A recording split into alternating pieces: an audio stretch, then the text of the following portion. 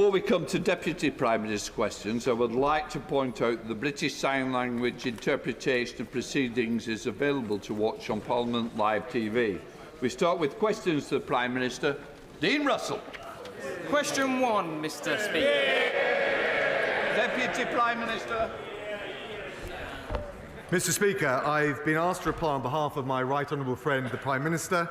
As the House will know, he's travelling in the United Arab Emirates, Saudi Arabia, to discuss energy security, diplomatic action on Russia and Ukraine, and regional issues, including Iran. Mr. Speaker, with your forbearance, may I also say that I understand that 4 members of the Ukrainian Parliament are here with us in the gallery today. And I'm sure I speak for the whole House in saying that we stand in total solidarity with you. Camelot is one of the largest employers in Watford and for Watford, and its employees have worked tirelessly to successfully run the National Lottery for decades. They play an important role in communities across the UK, many local projects and good causes, including in my constituency. So whilst I obviously declare an interest in the Gambling Commission's decision yesterday not to appoint the licence to Camelot, I do wonder, given the current situation in Ukraine, if my right honourable friend considered it appropriate that the next licensee of the operator of the National Lottery is known to have a joint venture with Gazprom.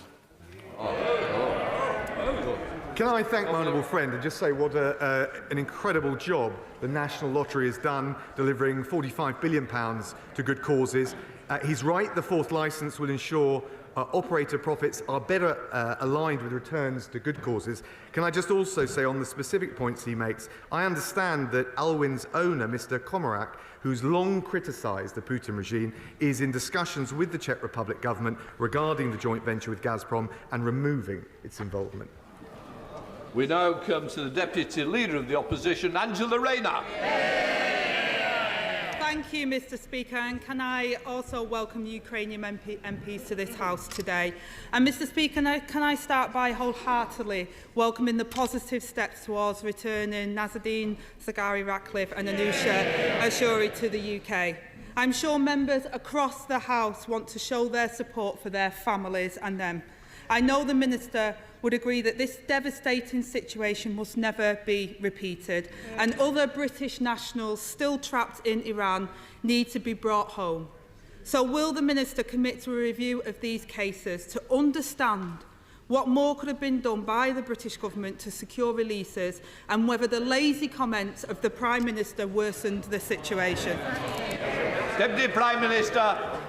Thank you, Mr. Speaker. Can I first of all say that I can't yet confirm the reports we've seen in the media, but of course it feels like positive signs, and of course no one wants more than me, but I'm sure all members of the House, to see Nazanin, but also all of the arbitrarily detained nationals reunited with their loved ones. I can tell the Honourable Lady, having worked for 2 years with the concerted diplomatic effort led by the Prime Minister, that we have done absolutely everything that we can. She shouldn't give succour to the despotic regime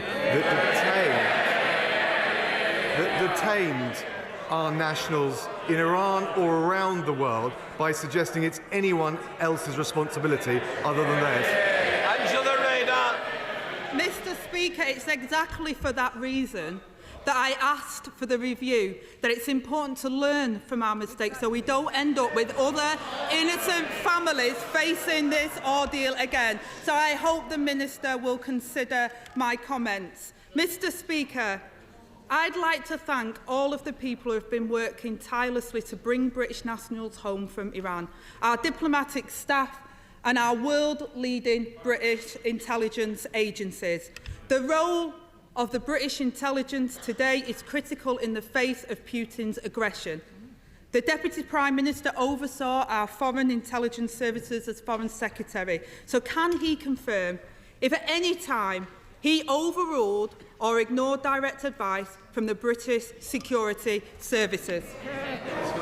Deputy Prime Minister. Can I say to the Honourable Lady, what she suggests is nonsense.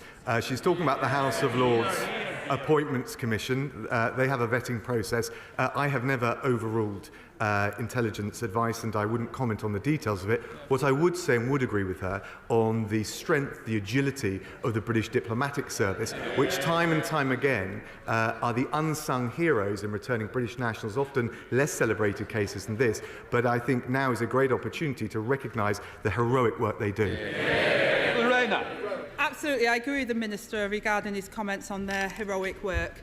The Right Honourable Member was Foreign Secretary on the 17th of March 2020, when British intelligence reportedly warned against the granting of peerage to the Prime Minister's close friend and now Lord Lebedev of Hampton and Siberia.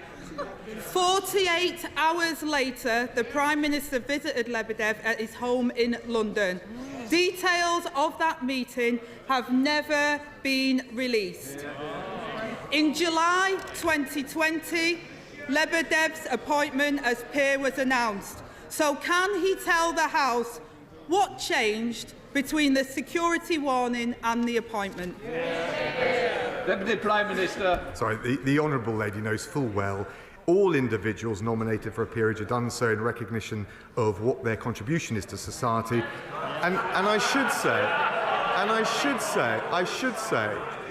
that includes those of Russian origin who contribute brilliantly to our nation, many of whom in this country are critics of the Putin regime. Live peerages are vetted by the House of Lords Appointments Commission for matters of probity, and frankly, I think she should know better. Angela Rayner.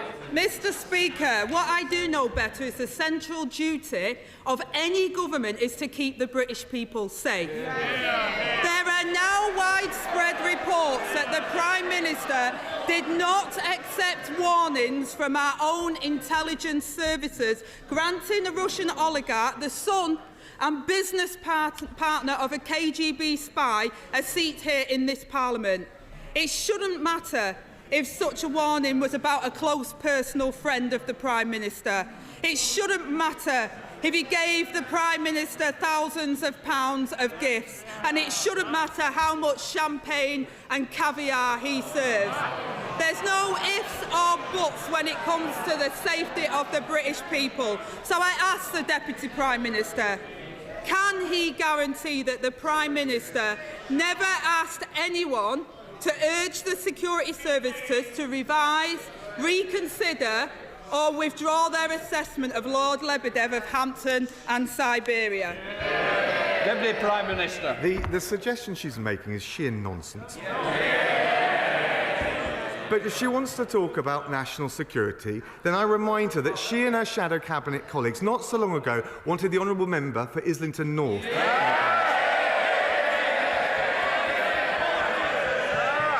Mr. Speaker, a man who wanted and talked about abolishing the army, pulling out of Trident, she voted for that. Has there ever been a more ridiculous, reckless, naive moment to call for unilateral nuclear disarmament and pulling out of NATO? A Labour government would put at risk our security. We're doing everything we can to protect it. Angela Rayner. Increase our army support to NATO. And may I remind the Deputy Prime Minister that it was his Prime Minister in 2015 that said he wasn't sure if it was morally irresponsible to work with Putin. So I don't think he's on safe grounds there. Last week, Mr. Speaker, my right honourable friend, the Leader of the Opposition, said that Britain should never again be at the mercy of a foreign dictatorship for our energy and fuel security. This week, the Prime Minister has gone cap in hand from one dictator to another on a begging mission to the Saudi prince to bail him out. Mr. Speaker, the government have had 12 years to end their reliance on foreign oil and invest in homegrown energy to secure our supplies. Their failure has left us all vulnerable, reliant on another murderous dictator to keep the lights on and pumps open. I'm going to hear this question. If some people don't want... Somebody wants to make a... If you want a little argument, I'm more than happy, because we can argue outside when you're there. But for the moment, I need to get on. I want to hear the question. Angela Rayner. Thank you, Mr. Speaker. The government benches have a choice.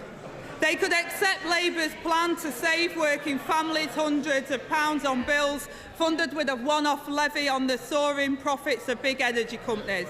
So I ask the Deputy Prime Minister, is their only plan to keep on begging? Deputy Prime Minister.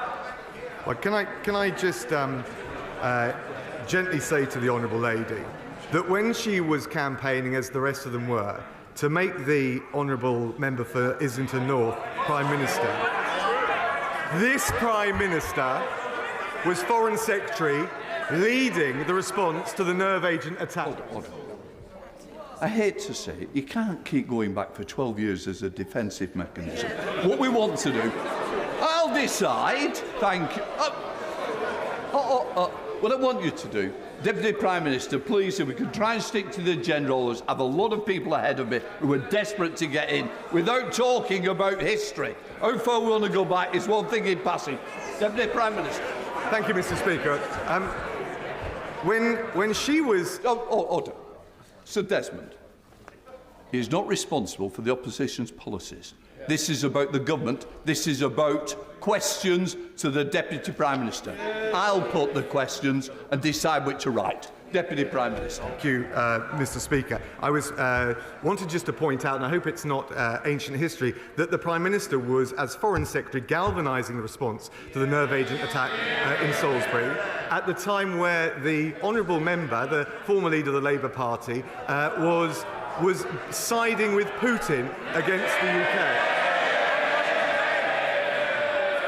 What did the Honourable Lady have to say on Sky News? He's a very strong leader. She can't wait for him to become Prime Minister.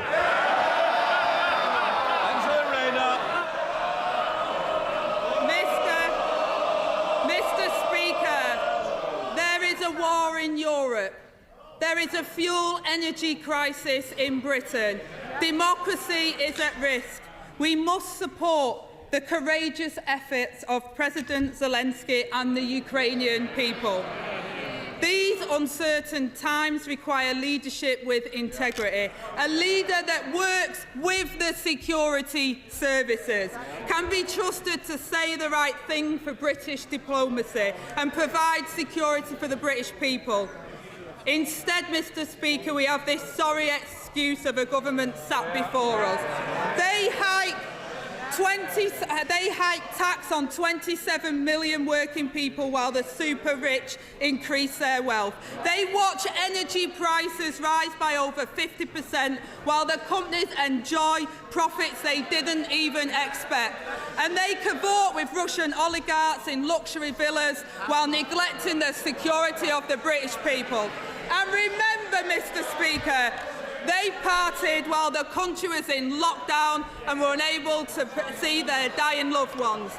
Can the Deputy Prime Minister look the British people in the eye and really say this government is doing their best in their interest? Deputy Prime Minister. Well, Mr. Speaker, I'll tell you what this government, this Prime Minister have done.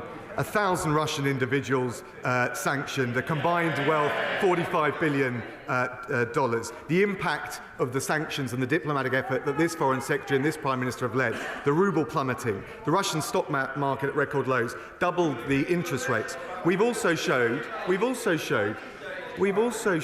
Speaker, the big-hearted spirit of this government and indeed this nation, with the 5,500 visas granted to Ukrainians to come here, and also the humanitarian route, which has now got 100,000 sponsors applying to come to take Ukrainian families in these homes. While she's in her social media echo chamber, that's what this government is doing.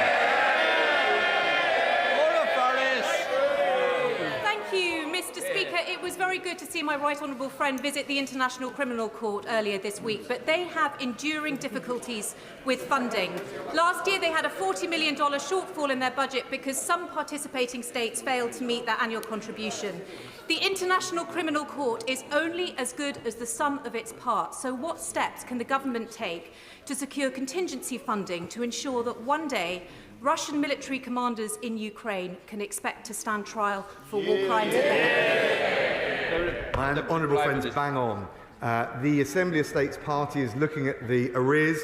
I was in The Hague on Monday speaking to the prosecutor and the President of the Court. We will be coming forward with a voluntary package of financial and technical support, because now, as they look at the situation in Ukraine, we want, and I think the whole House would want, Putin and his commanders to know if they continue with war crimes in Ukraine, they'll end up not just in the dock of a court, but behind bars. We now come to the Leader of the SNP, Ian Blackford. Thank you, Mr. Speaker. And can I welcome our 4 colleagues from the Parliament of Ukraine who are with us today? We all stand with them. Mr. Speaker, I've spent much of the last week trying to help the Scottish charity Dnipro Kids, established by fans of Hibernian Football Club, who've evacuated 48 children from orphanages in Ukraine and are desperately attempting to provide them with temporary sanctuary in Scotland. Mr. Speaker, there is a plane ready and waiting in Poland to bring these orphans to the UK on Friday, but that flight will leave empty without the necessary paperwork from the Home Office. The Polish authorities, Edinburgh City Council, the Scottish Government and the orphans' guardians are all working to bring these children to safety. I work with UK Government ministers to try and make this happen, and I want to commend Lord Harrington in particular for his efforts. But a week on, the Home Office is still proving to be the only obstacle in the way, and it risks leaving these children stranded. So I'm pleading with the Deputy Prime Minister, remove these obstructions before it's too late. Will he work with me and the Ukrainian authorities to guarantee that these 48 Ukrainian orphans will get on that plane this Friday? Deputy Prime Minister. Can I thank the honourable gentleman for all he's doing? This is a heart-rending situation. We want to do everything we can. Of course, there are a range of issues in this case, including the wishes of the Ukrainian government on where orphan children should go and should be living, whether any necessary permissions have been sought from the Ukrainian and/or Polish governments. This isn't actually about bureaucracy, it's about genuine safeguarding issues, but I certainly want to work with him in the best interests of those children. Ian Blackford. I'm asking the government to do just exactly that, because we've been working with the Ukrainian and Polish authorities. We have their support. We need the Home Office to give us the paperwork that will make that happen. Because, Mr. Speaker, this one case goes to the heart of the failure in the UK government's response to the biggest refugee crisis in Europe since World War II. It is deeply concerning that it's taken the intervention of several ministers of state, letters to multiple European ambassadors, and the fear of this case being exposed in the chamber to try and force movement in an urgent case involving almost 50 vulnerable children. Even where there is the will, it seems that simply there is no way that the Home Office can get involved. I shouldn't have been sending letters to the authorities in Ukraine and Poland. The Home Office should have been doing it. If all these powerful people can't make it happen, what hope do all the other children fleeing this awful war have of finding sanctuary in the UK? The United Nations are now estimating that almost 1 child a second is becoming a refugee from the war in Ukraine. These 48 children will not be the last who need sanctuary and safety. Surely the Deputy Prime Minister agrees it shouldn't have taken this level of intervention and pressure for the Home Office to do the right thing by these children. Minister. Well, can I just say to him, it's very important that the proper international practices on safeguarding are followed. I know he appreciates that. We're keen to find out if family reunion options with Ukrainian family in the region have been considered. We also know, can you just listen for a second, because it's important. We also know that many children in state care in Ukraine have family members in the region for safeguarding and well-being of the children. That must also be considered. More broadly, he raises the issue about refugees and children on top of the measures that I've already mentioned. We're making plans for the arrival of 100,000 Ukrainian children through the Education Secretary in our schools. And I pay tribute to the Health Secretary for bringing Ukrainian children suffering from cancer over to this country to receive the vital treatment they need. Thank you, Mr. Speaker. British servicemen and women have served under Operations Kibrit and Orbital since 2015, working with the Ukrainian armed forces and helping to shore up the eastern flank of NATO, which is now more important than ever. Would the Deputy Prime Minister join with me in putting on the record the gratitude of this House and consider what recognition we can give them for their service and for their role in history? Deputy Prime Minister. She's absolutely right. She's totally right to pay tribute to the professionalism, the dedication, the sacrifices of our armed service men and women every day to defend this country. She'll know that recognition for all military operations is kept under continuous review, and I know that the Defence Secretary will have heard her very compelling suggestions. Stephen Farr. Thank you, Mr. Speaker. Can I first of all wish you and the entire House an early happy St Patrick's Day? Now, there was a 3.1% increase to universal credit and other benefits set by the government last September, but inflation is now pushing 7%. The Joseph Rowntree Foundation, Trussell Trust and many other organisations have highlighted the real jeopardy that millions of people are now facing from a real terms cut in the level of benefits, and other measures from the government simply don't compensate for that. So surely it's not tenable for the government to stick so rigorously to a decision taken 6 months ago, whenever circumstances have changed so radically since then. Prime Minister. Can I thank the honourable gentleman? Look, he's right about the cost of living challenge, not least with the war in Ukraine.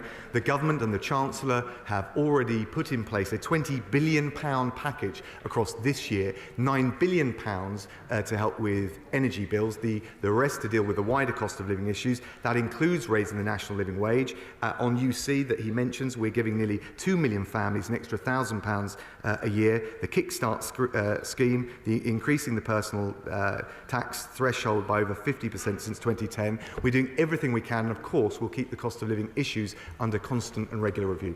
Growth Davis. Thank you, Mr. Speaker. With multinationals scaling back Russian operations and local businesses stepping forward with offers of jobs and equipment, once again, British businesses are responding at a time of great challenge. Will the Deputy Prime Minister join me in thanking all those businesses across Lincolnshire who have offered support? And can he outline how the government may be able to connect those offers of support with the Ukrainians in most need? Deputy Prime Minister. Can I thank my honourable friend, and I do join him in thanking all those businesses, but also the charities and the individual families up and down the country who have shown the big-hearted traditions that make this country so great. He will be aware, of course, of the new sponsorship scheme. We've had overall 100,000 sponsors apply, and of course working with businesses is particularly valuable because we know that there's huge value not just in terms of allowing those that come here to get access to work, but it also helps them to integrate into our society as confident members of our community. Matt Weston. Thank you, Mr. Speaker. I'm sure the Deputy Prime Minister will agree with me that when it comes to judging a person, it's often done by the company that they keep. When it comes to tennis, when it comes to tennis, the Prime Minister enjoys the company of and backhanders of Lyubov Chernikin. When it came to celebrating the election victory, the Prime Minister prioritised the party hosted by the former KGB agent Alexander Lebedev. He has a great many others, such as Viktor Fedotov and Alex Temerko as friends. Can he therefore tell us what first attracted the Prime Minister to the billionaire Russian oligarchs? Deputy Prime Minister. I wasn't quite sure where he was going at the beginning of his question, but what I can tell him, of course, the Prime Minister is not just a very social individual.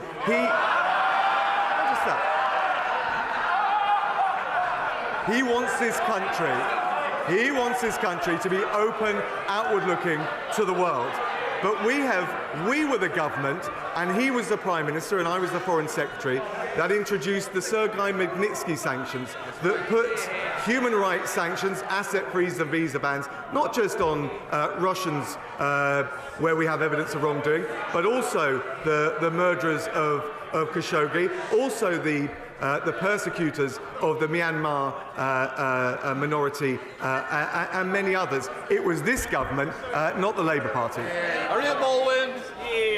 Thank you, Mr. Speaker. The eyes of the world are rightly focused on Putin's evil invasion of Ukraine. But there is still a humanitarian crisis in Afghanistan. And I welcome the fact that the UK government is hosting a pledging conference later this month for that crisis. And can my right honourable friend ensure that we also keep education for those poor children on the agenda?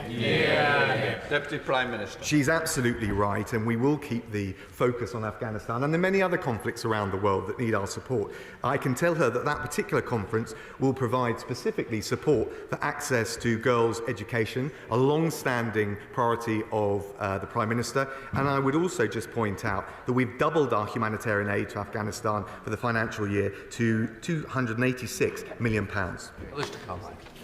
Thank you, Mr. Speaker. Appeasing murderous despots is never going to be the route to security of energy supply. So wouldn't it make more sense for the Prime Minister to be here talking to UK energy industries? Shouldn't he be talking to renewable energy developers about what they can do to bring their product on stream faster and quicker? And shouldn't he also be speaking to our own offshore oil and gas industry about what they can do in the here and now to improve security of supply and to assist in the journey towards net zero? Yes, he was doing that on Monday evening, I can tell the honourable gentleman. And now it's Wednesday, and yes, he's out in Saudi Arabia, closing a £1 billion investment deal, creating 700 jobs in the north in renewable energy. I think the Lib Dems need to keep up. Duncan Baker. Thank you, Mr. Speaker. North Norfolk is a rural constituency, and many residents rely on their car to get around, and they heat their homes by using heating oil. The price of crude oil may have come down in the last few days, but the petrol pumps are still going up, and I've had constituents who are quoted £2 a litre for heating oil. This not only affects working families, but pensioners in rural areas who are on a fixed income.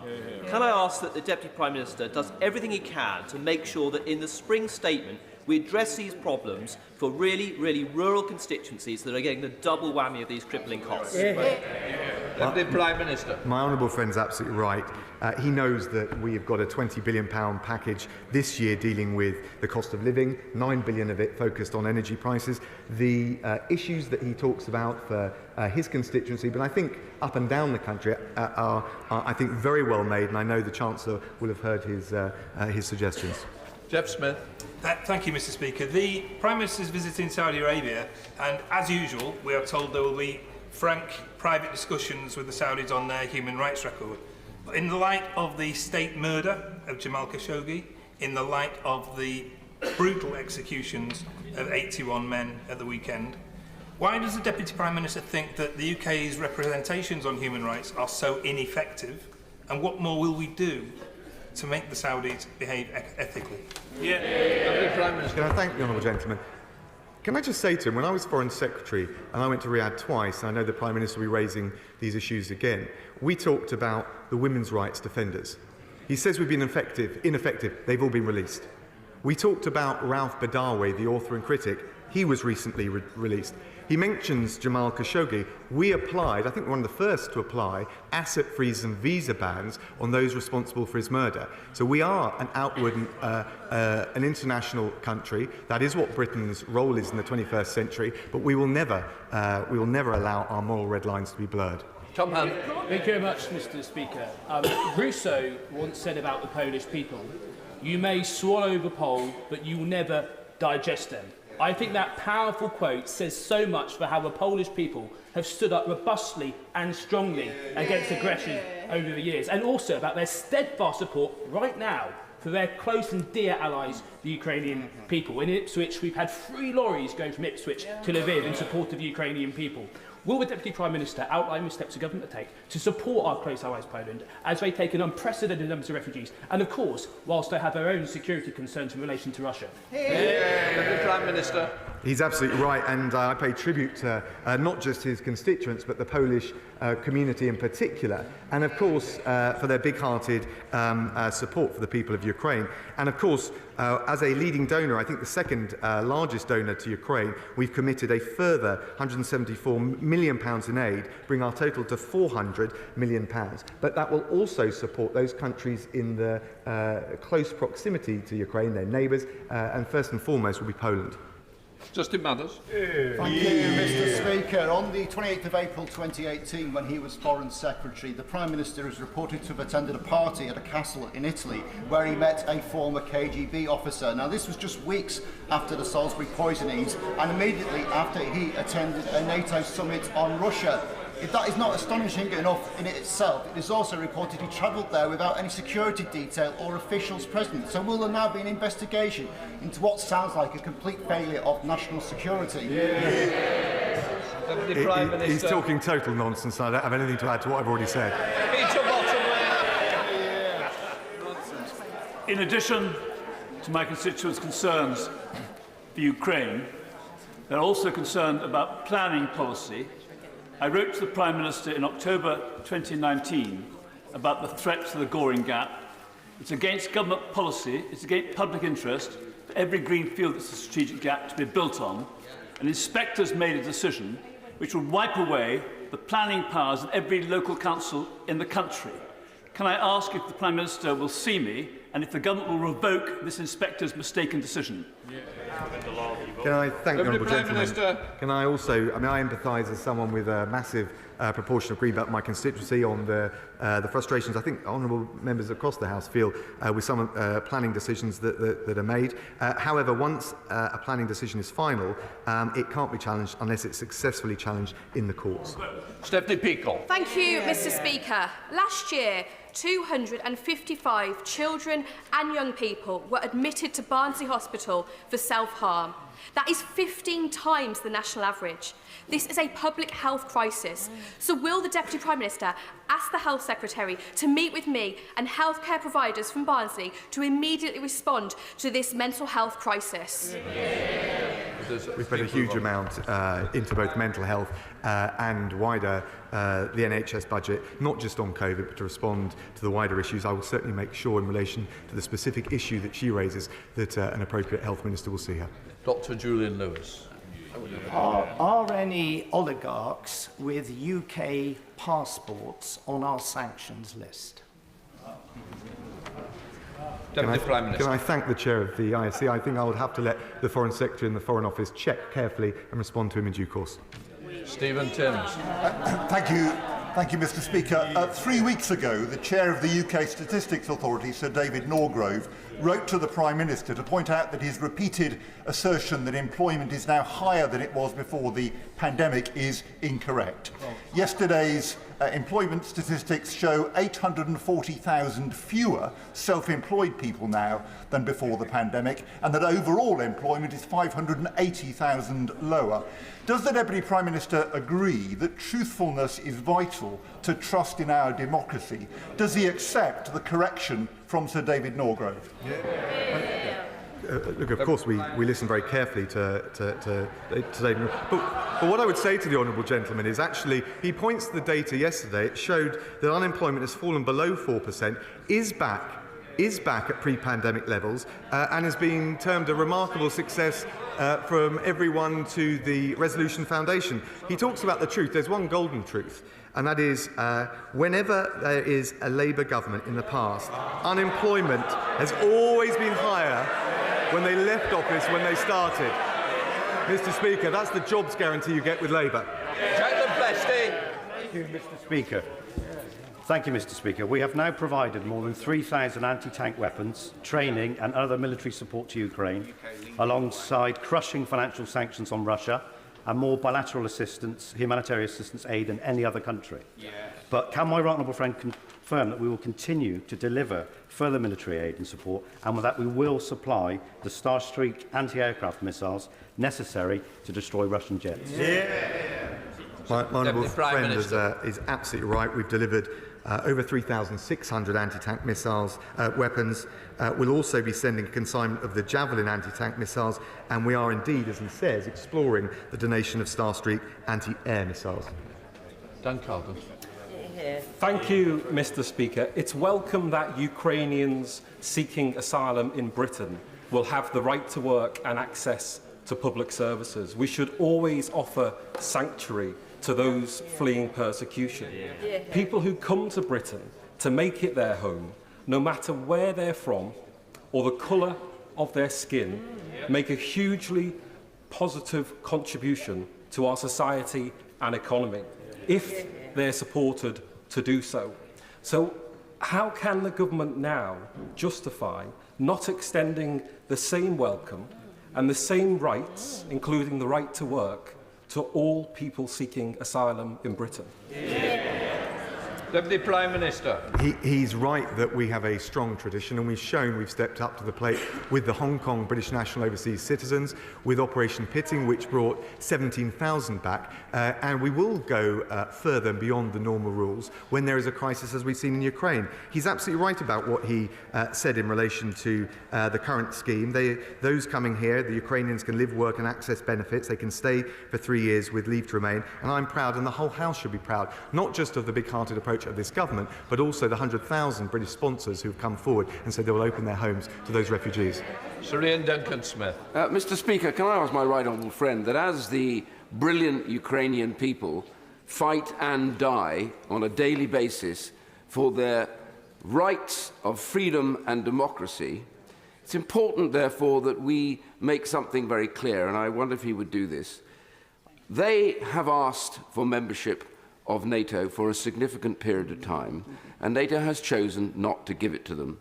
My concern now is no matter what they decide, it remains their absolute right as a free nation and a free people to make such an application in the future, and, noticing that Finland is talking about being a member, that we treat them in exactly the same way as we would an application from Finland.